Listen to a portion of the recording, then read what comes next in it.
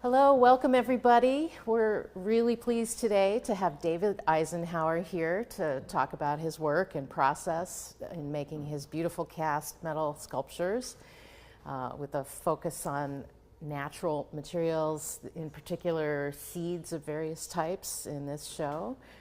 I'm going to turn it over to David, and we're so happy to have you. Thank you. I'm so happy to be here.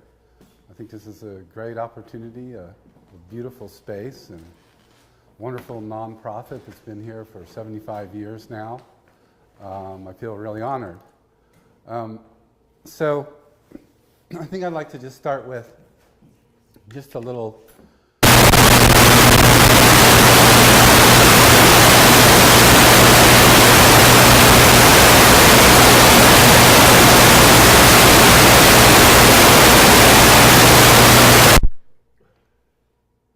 Take two. Sorry, go ahead. So I'd like to just start with a little bit about my history, my career, and how I ended up doing bronze sculpture in particular. I was born in northern Pennsylvania, in Middletown, Pennsylvania, little burb of Harrisburg, and then I pretty much the slums, very very poor, and then moved to pretty much the slums of Scranton, Pennsylvania.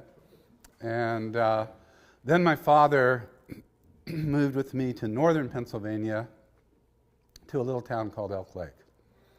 Very small school, not much of an arts program at all, and I was already starting to be interested in the arts. Black and white photography was what I loved at 10 years old. Ansel Adams was my hero. I kind of would just study the night before and then get a C on every test, and we were really poor, and so not much of an opportunity for college. So I actually looked at the military and decided I would do that and then possibly use that to go into college afterwards.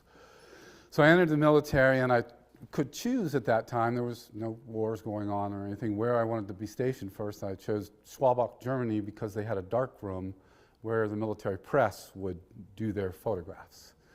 So I got stationed there for 2 years. I really started working on my photography as well as exploring Germany, because I was a Spec 4 really fast, and that meant that I could go off base every night if I wanted to, and on the weekends I could travel. So I did. I explored Europe. I took complementary courses from the University of Maryland on European history and things like that, and I developed black and white film, thousands and thousands of reels of it of my own. From there, when I got out, I ended up stationed in Newport News, and I ended up then moving to the eastern shore of Virginia, or the Delmarvelous Peninsula, as they called it. They had Delaware, Maryland, and Virginia. The Chesapeake Bay, the Assateague wild ponies, and the wildlife there definitely had a big influence on me. I started painting there in watercolors and was showing at a couple of small little galleries locally, very touristy galleries. I came across the small foundry by William Turner, not the famous painter, a different one, a sculptor, although he did end up with a piece in the White House at the time. And I approached the place and with my paintings and said I could TIG weld really well, and they hired me, and I was within 2 years the lead artisan there and in charge of every piece of artwork that went through it. I basically just got really bored with the place at some point, and was invited by a relative to come explore the Pacific Northwest. So in 1992, I moved out here to Chimacum, Washington. I live in Port Hadlock now. It's a stone's throw away. And I started working at Riverdog Fine Arts Foundry. And at Riverdog, it was just a wonderful small foundry that was just immersed in some of the old masters of the Pacific Northwest. I have a little list here because my memory sometimes isn't great. Tony Angel, John Hoover, Tom Jay, Philip Levine, who they just showed here recently, Philip McCracken, Ann Morris, Mary Ranlett would come by and do photographs, constantly. Philip McCracken really appreciated my own artwork, and I ended up doing all the finish work on his pieces.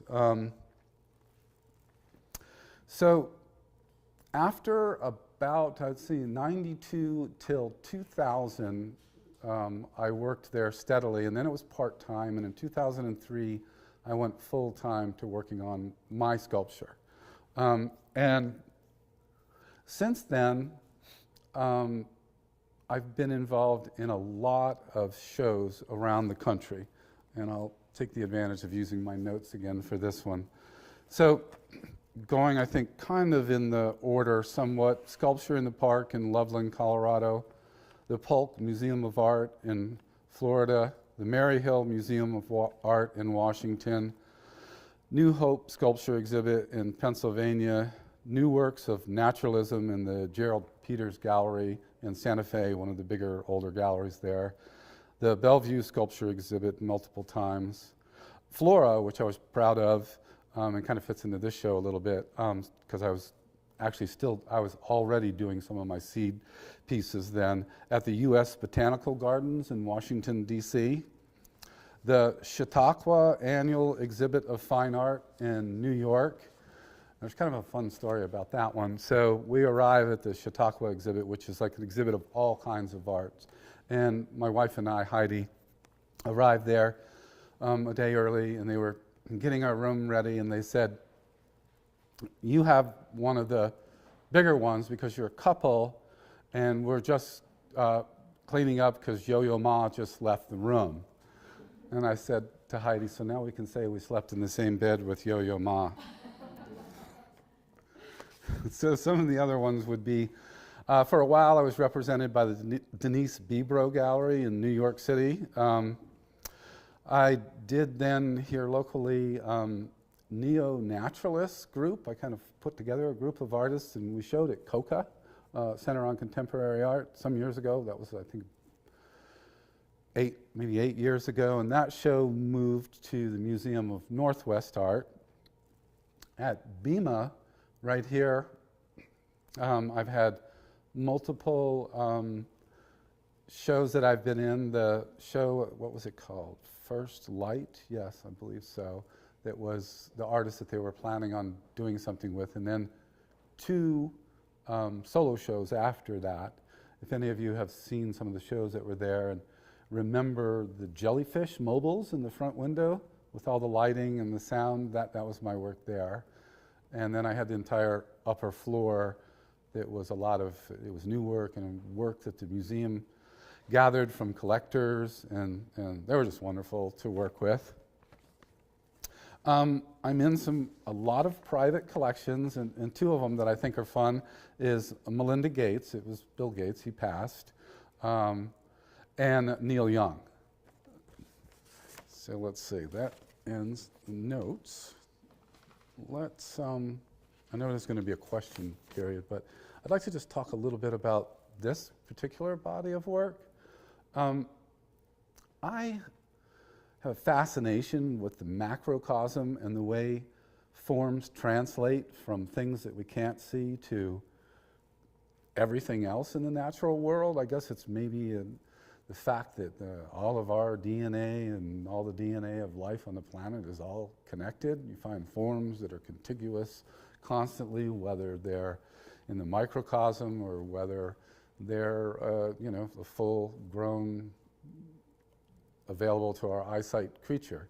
And somebody gave me a small microscope some 15 years ago, and immediately, as I was starting to do pretty well then with sales, I bought quite an expensive microscope. Talked to a couple of my scientist friends that I've had, and said, which microscope should I get? I don't need to look at viruses. I want to look at seeds and fungi and, things along that line. And he told me, and purchased this microscope, and that kind of started the seed series about 15 years ago. And I thought, most seeds are beautiful. Some are iconic. So what type of seeds do I want to And I always think about this when I'm portraying the natural world. My work is varied, very varied. If you look at my website, EisenhowerSculpture.com, or Eisenhower Sculpture on Instagram, you'll see. Some of it is dark, and a lot of it is beautiful, because I think we need both. We need that dichotomy now to realize kind of where we're at, the human race. So I also talk about climate change and things along that line. But this particular series is about our relationship with plants and seeds. And in particular, there are some seeds in this show, such as these ones just off to my left here, and there'll be some photographs added in, that are called, the nickname for them is lovegrass. The actual name is teff, T-E-F-F. They're an Ethiopian grain, and they were grown many thousands of years ago at the time when civilization was really just starting to form and concentrate into places where they needed to grow a lot of food close to it. And so teff was one of those iconic grains that helped civilization grow, as well as another one here called mother grain, which is the nickname for it, quinoa. And it's a tiny little grain that probably many of you may have eaten. Both of those are very complete proteins. Quinoa was the Incas that cultivated that, and we know how big their civilization was. And other seeds that I have here are also just really interesting forms, like these ones behind me here. These are mentha, which is the Latin name for mint seeds. They're just the common mint. I like to do these series pieces, and they're a low edition. They're all like 20. I like to do them sometimes in multiple types of patinas, and I never try to match the patina exactly. It's an edition piece, and I want there to be a uniqueness to each piece. So that seed just has this really interesting undersea sponge creature kind of shape also, and I really just love the look of it. This one here, I named Star Pod, because it looks like some kind of a spaceship. It's actually, or a boat. I like forms that are evocative of any different things. It is star anise, which is a very common kind of Pan-Asian food, herb, or seed rather, used in that type of culinary arts. And it's just a beautiful boat-like form. Some of the other seeds that I have here in this show are Sangiovese, which is a medium-sized piece back over in this direction. And Sangiovese is one of the oldest grape seeds that we grew for wine. The Romans grew Sangiovese. Blood of Christ, I believe the name translates into. Let's see, what else do we have? We have some unusual seeds, because I am friends with, the name of the organization is blocking my mind, is out of my mind right now, but I am friends with some very famous horticulturists, and they have a famous Himalayan blue poppy that they gave me a seed of, and that's what this oversized, this huge poppy seed is, called, a bit tongue-in-cheek, heroic poppy. Then let's see, what else have we got? We have one of the most common bean shapes taken from the navy bean, and then just a beautiful abstract patina on it. But the shape itself is something that pretty much everybody can just recognize. Even though it's way out of scale, it's another one of those things you just look at and you say, bean, just automatically. And of course, beans are responsible for the protein for most of the planet, basically. So let's see what else we have. I'm just going to spin around. In the back here is Zulu daisy, which is a really old African daisy. And the seed itself looks like a piece of African art.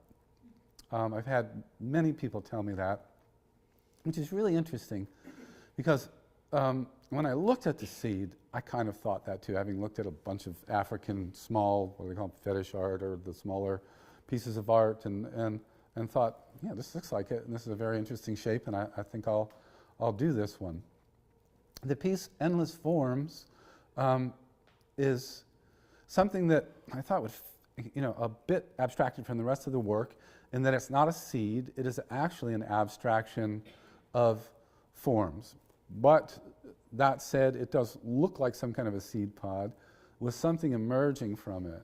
And the statement endless forms is one of Darwin's quotes. And I might be paraphrasing a little bit, but I think I have it accurately. It's endless forms, most beautiful, are and have been evolving. So that is an abstraction of a whole bunch of different forms, animal and plant forms together. Let's see. How are we doing? Do we want to take questions yet?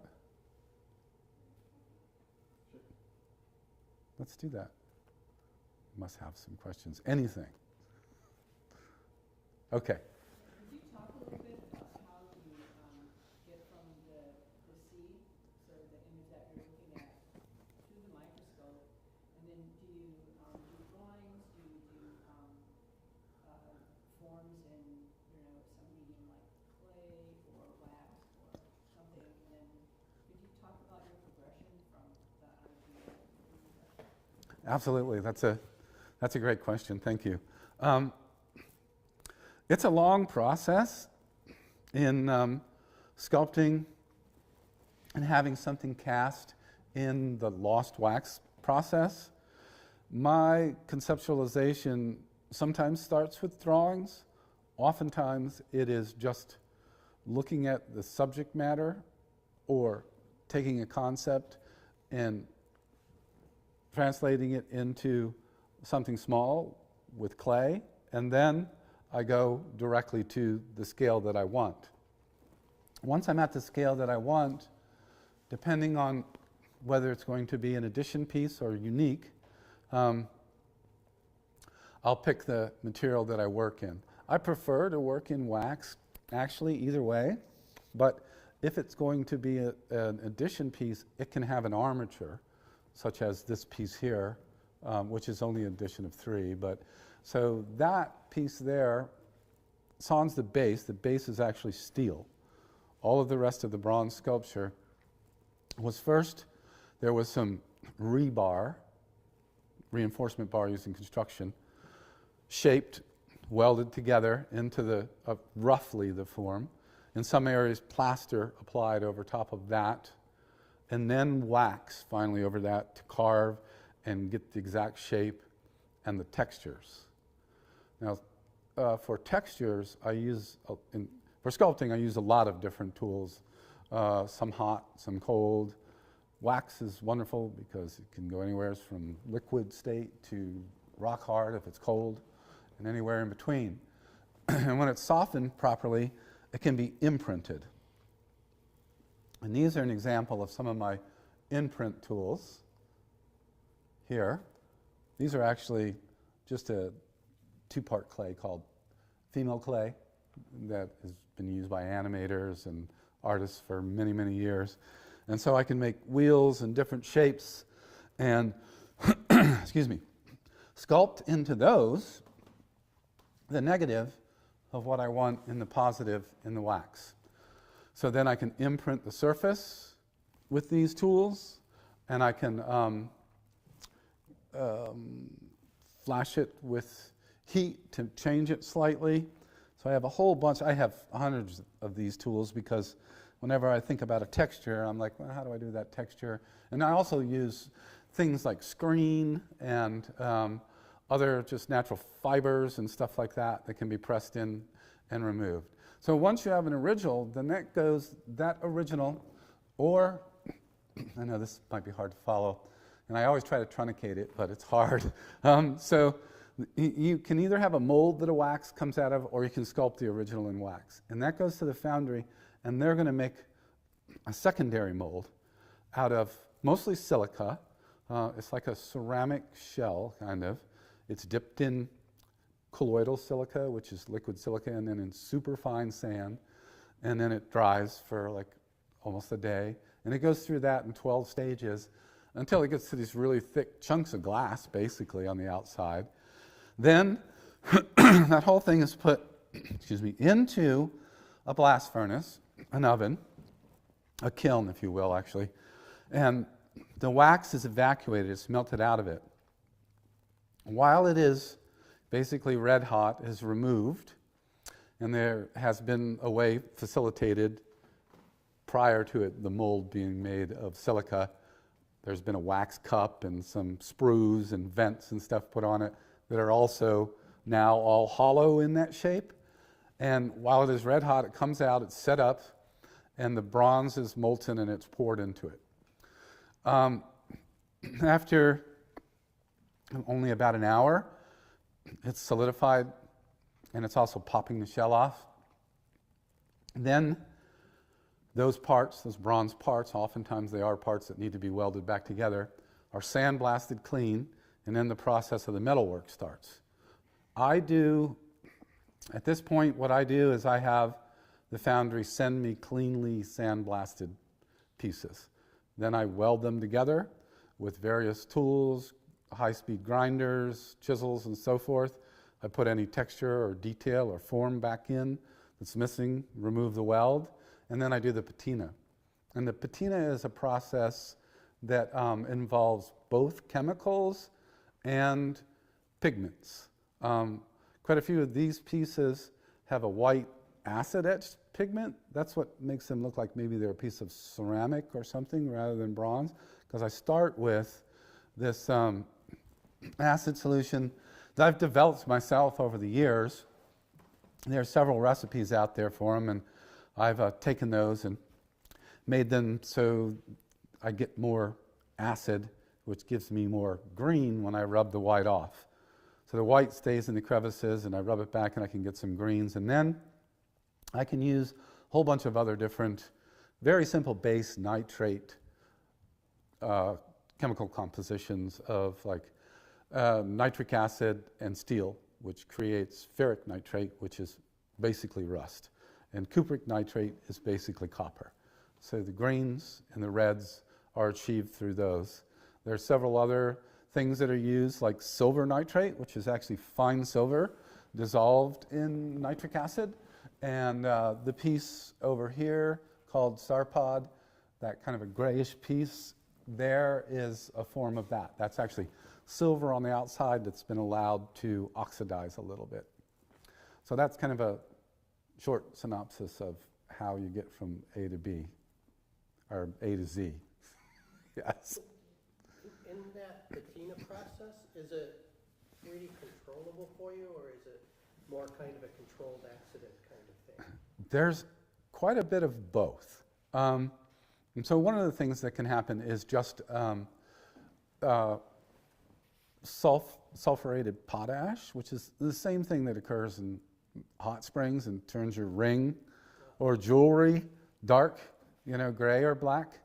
And I sometimes use that in the beginning to just blacken the whole thing, and then carefully rub back using many different kinds of tools and pads and sanding things to get the shiny reliefed areas that we want. That's very controllable. Things overall like cupric nitrate are controllable to a certain extent. You need to learn to know what it's going to look like after it's waxed, which is what happens to seal the thing. And it doesn't look quite like that when it's not waxed. So you have to have that in your collective unconscious, in your subconscious, whatever. You have to have that in your head. You have to know what that's going to look like. And cupric and many of these chemicals are very, very touchy. Just a moment too hot or applied too cold, and you'll have to start over again because it'll be difficult to erase that. What happens? It'll darken, it'll burn, and it can be very hard to control. And then things when you're applying really hot chemicals and going for an abstract form, they're happy accidents that you kind of sort of understand what's going to happen when you splash the chemical on there, and you sometimes make mistakes, and and start over, and sometimes you get the beautiful, happy accidents, and more often you get those the more you do it, like the bean that's over there, that has a very abstract patina on it. I hope that answers your question thoroughly enough. Cool. Anything, you look like you want to ask a question, but. Patinas change with time. Yes, depending on the patina. All patinas will change if the piece is outside and there's not some care given to it. Some very slowly. A straight cupric patina, if it's not applied with the right base that oxidizes, can flash to some reds here and there, actually. Part of the oxidation process of copper. But if it's done properly, all it's going to need is an occasional cleaning, and if it starts to look like it's developing more greens than there was there normally, an application of floor wax on it, basically, with a brush, and then kind of buffed back. Some patinas just simply aren't meant to be outside. For instance, any of the white patinas, because they're more delicate, and that white pigment in sunlight especially will deteriorate. Just like with a painting, you don't want to put a painting where sun is shining right on it all the time, you know. Yep. So I do patinas that are both. When I know I'm doing a large-scale piece, I mostly want those to be a patina that can be outside, possibly. The green piece there and the blue piece behind you, are those forms of copper patina? Yes, they are. Now, both of those, though, are a really heavy application of cupric nitrate, and then there's a blue metal dye that's applied over top of them. And that gives a very kind of blue-green, especially this one. This one's really heavy. This one's more light. And another example of that is the stainless steel piece, actually, is simply stainless steel. I say simply, but stainless steel is a bugger, for any other word to work with. It's like when you're grinding it, bronze produces slivers that aren't that bad. You really, as long as you have gloves on. Stainless steel produces slivers that just like, if you accidentally put your hand down on the surface where they are, you've got 10 of them stuck in you. But anyways, the blue pigment is just put on that and wiped back, and that's a transparent pigment, and the stainless is pretty highly polished, so that's why you get, somebody was saying to me, it looks like an aberration, like it's three-dimensional. It is three-dimensional, but like the surface is three-dimensional, shining through, and that's because of the polish underneath. Yep. Paint is also used on bronze. I only use pigments so far. I've thought about paint on a few pieces. Polychrome is the type of paint that's normally used on bronze.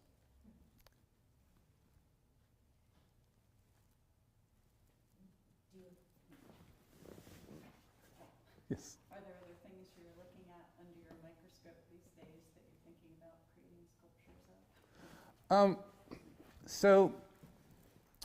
The body of work that I have right now that's going to be shown at the Max Grover Gallery, or at least some of it, that I've been really involved in the last year and a half. Well, actually, it's been going on 3 years now. I've been doing these. They started with what I called holdfast, which are rocks that have seaweed forms on them, based on real seaweeds, that actually mount on the wall, and the rocks can be suspended from the wall. The rocks are polished. I had to learn how to polish rocks. That was kind of fun, except for in the wintertime because there's water involved and you're outside. But okay, I'm sorry. What was your question again? Other things you're looking Oh, yes. Yes. And so I have a whole series of those. First, I'll just digress back into that for a second. Some of them are farm implements, and these are all meant to evoke things that are underwater. And so with those, I'm talking about rising seas, which I have done in installations for a long time. But talking about things under the microscope, I've really been wanting to go back into my lichen series, which I did for quite a few years, including some big pieces and wall-mounted pieces, because it's just so indicative of the Pacific Northwest. And it's also, they're just such amazing, I want to say creatures, because they're not a plant, they're not in the mushroom, they're just of their own kind of, they've been around for so many hundreds of millions of years, and they're so fascinating. And the structure from them and mushrooms also, just that whole group that is underground and that communicates with trees and things along that line is fascinating. And the forms are otherworldly looking when you look at them under a microscope. So I think that may very well be the next thing that I put under my microscope. Yeah. Yes?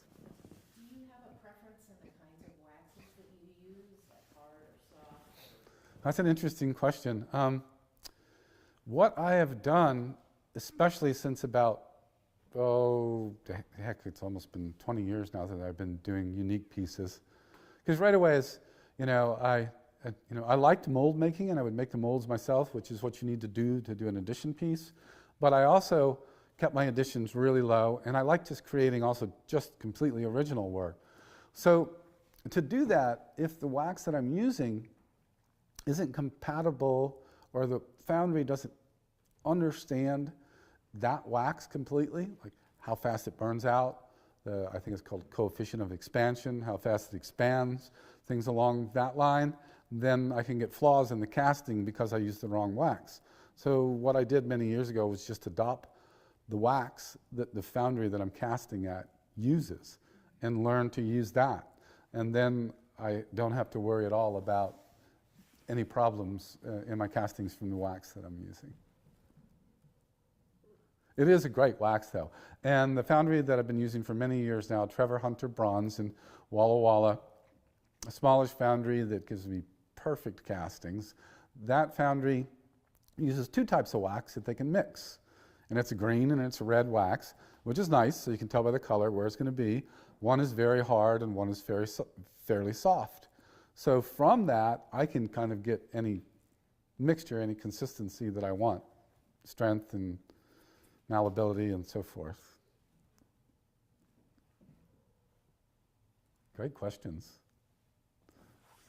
Anyone else?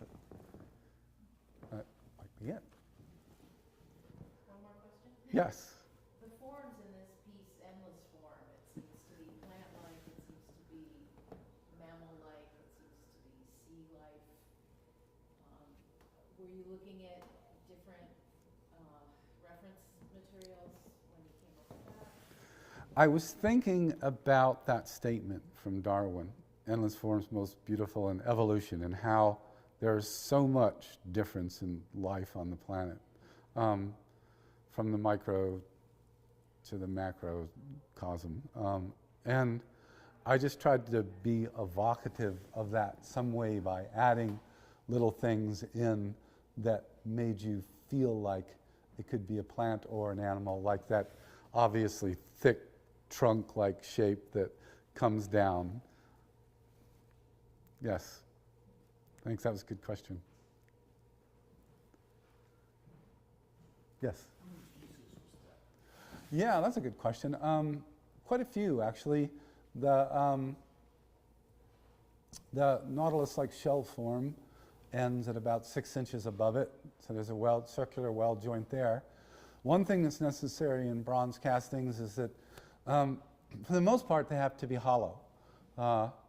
You can cast up to 1 inch thick, but anything other than that presents problems when it's cooling. The metal tends to move away from areas that are still warm into cooled areas, which creates a cheesy kind of effect in the metal, like holes and voids.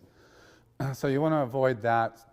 And so most of that is hollow. So you have to have a way to get that shell out of the inside also. So it has to be cut into multiple pieces. So that was one.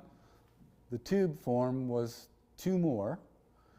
each leaf on there was a form, and was a casting, and that pitcher plant-like shape is also a casting. So 1, 2, 3, 4, 5, 6, 7, 8. 8 weld joints to make disappear. How do you finish the wells such that they disappear like that? There's a whole variety of tools used. One thing that is extremely handy is high-speed die grinders with high carbide bits.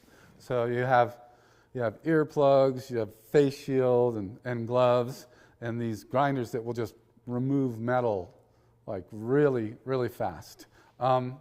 Then there's these things called pencil grinders, which are just tiny little grinders about like what a dentist uses, to drill your teeth, basically. They're 120 RPMs, and you can make and carve little texture with those.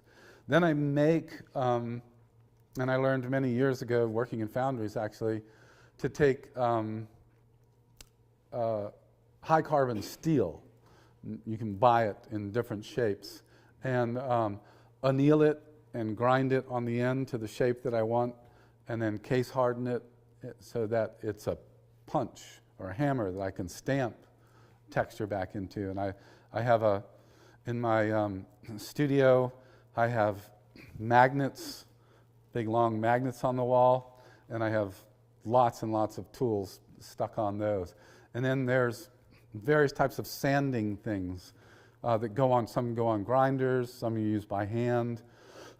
Things called cross pads, which are a cross pad basically of sanding material.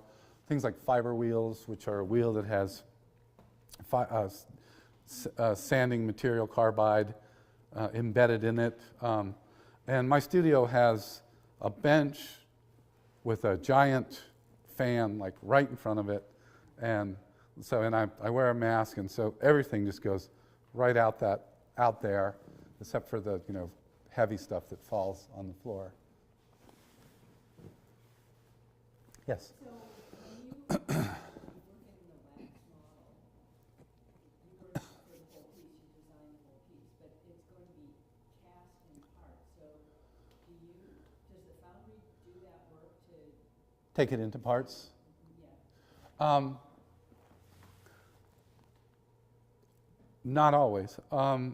Oftentimes, things that are complex, particularly like these seaweed forms and stuff that are wall mounted, when I'm sculpting those, I have the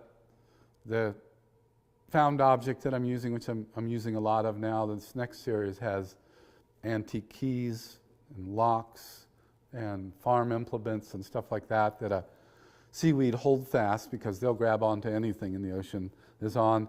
And then the fronds of the seaweed come up and they lean against the wall in strategic places to make them look like they're just suspended. And they're held on with steel pins in wax. It's kind of impossible to transport that form to the foundry, so I have to chop it all up into sections that make sense, where I can get to it to weld it back together, and then I individually pack those and send, and I take photographic imagery and video of the piece. I put numbers on the back side where you can't see it of the fronds and stuff, so I know where they go. I photograph the pieces, I print them out, I put those numbers on that, so that, because when I have like 10 pieces coming back and all these seaweed pieces, I learned from the first time I did that whole thing that it took me like a month to figure it all out, but I slowly did. So yeah, oftentimes I cut them apart, but larger scale pieces oftentimes will just be taken to the foundry and they'll decide where they want to cut it apart. And I trust them. I've been working with them for many years, and I trust that they're not going to, create more pieces than is necessary. They're going to do the minimal amount of chopping up of the piece. Are you more interested these days in doing more abstraction or more representational realist work? I'm evolving a bit. There's a lot of work that I've been doing lately that has kind of a surrealistic bent to it, and there's abstract narratives involved in it. Realism involved at the same time. There is a crankshaft, two crankshafts actually, large military crankshaft, which is the main part of an engine, that I have in my studio right now. One has what I fancy as a dinosaur foot. I looked at lots of what we have available of dinosaur feet, and I sculpted one. And there's an I-beam that comes up and then the crankshaft is mounted on a kind of totem-like fashion, and then there's a big, the whole piece is about this tall, dinosaur foot sculpted very much in very detail. I also looked at lizards' feet and things along that line, and it's hollow on the top and formerly stopped on the top, and when you look into the inside of it, the piece is called Dinosaur, there's a mirror, so you see yourself. And another piece that I'm working on right now with a crankshaft is, again, it has a totem-like shape to it, and it's going to be completely covered like it's some ancient totem in a jungle that's now grown over top of it. I've done some pieces, like I did a polished columnar basalt. This has very log-like looking, like very nurse log looking, and it has what would be like a nurse tree on it. It's rather small, it's only about this big a piece, and it's broken off and blackened on the inside and burned out. And when you look down inside of it, there's one small human skull. Another piece I did called Harvest is a seed pod that has a base that's like human fingers that come down, that have spikes coming up through them. And the seed pod opens up and it's empty except for a skull in the very center, which is also a rattle that you can take out and rattle. And that piece is called Harvest. So some of my work is moving in that direction. Some of it is talking about environmentalism and from the point of right now, like I was saying, this series about agriculture and sea level rise through found objects and seaweed on it. Those are like beautiful, intriguing pieces that you cast wonderful shadows and that you can also find some kind of an underlying narrative in it also. Do you teach at all?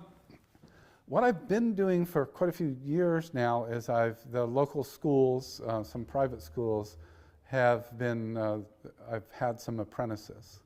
So they come and they get credit, art credit. I have one right now, and he has sculpted, this is one of the more talented ones I've had. His name is Severin Rust, which is a great art name, isn't it? And he has created a kind of a figurative piece that's just the business suit with the arms cut off, and then there's the old Victrola kind of thing coming out of where the head would be, and it's a small piece. And he's going to probably finish that up this Sunday, tomorrow, and then we'll send that off. I'll ship it off to the foundry, and he'll learn how to finish it off. And in the interim, when he's been learning to sculpt and all that, he's also been learning about the whole process. And so he's been doing things like sandblasting stuff in the sandblasting cabinet prior to me doing the patina. And then he gets to watch me do the patina. As the old master sculptor Tom J. that owned Riverdog Foundry used to say, if you want to find the wisdom, you have to scrape some wax off the floor also. So I love having apprentices, and all of them have been a great experience. And from my previous one, I just got a really lovely note in the mail thanking me about how wonderful it was working with me and how he got great credit for it. And maybe someday, but I kind of feel like right now, I've got a lot of years of productivity, and my career seems to be doing well, and I just want to keep making things, mostly.